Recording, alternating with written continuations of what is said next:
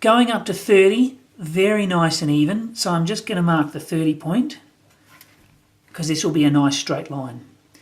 In here, the contours are doing interesting things. So it's actually worth drawing down each of those contours. And that's the thing. When you know it's nice and even, you don't have to do this. That was terrible. I'm going to redraw that one. When you know it's nice and even, you can just draw every few contours, like at every 5 meters. But when it's not, and it does, the contours there, again, you have to look very closely. It just meets that next contour at the top. And then we're going to go down again, here, and my pencil's getting blunt again, here. Now see, this is important if you want to get that contour correct. If you want to get that profile actually looking like it should, then you need to know all of those individual lines. So we go 31, 32, which will be here. Actually we get to 33, which will be here. We even get just to the point, there's another contour line just there. So we actually get to 34 at this point, which is there. Then we're going to go back down again, 33, 32, 31, and then 30.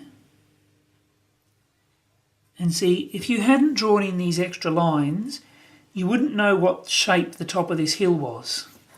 But having drawn them in, you can actually see the shape quite clearly when you come to drawing it in later. Okay, let's keep going.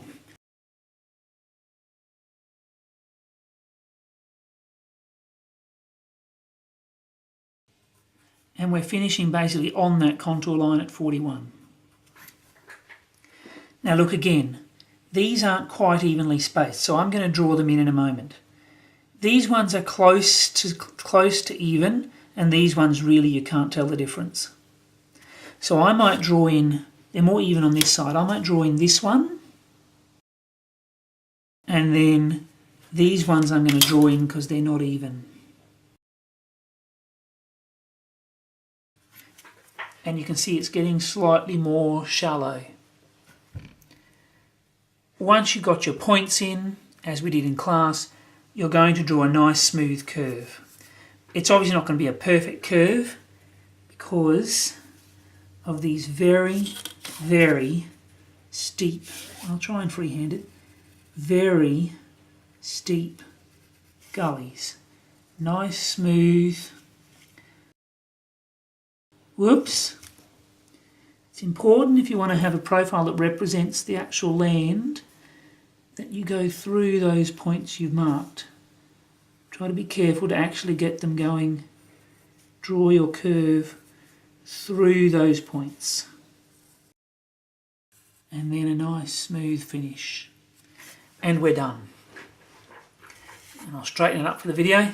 So there's my profile. Somehow I want to try and build a road across this. So you can see where I'm going to have some trouble.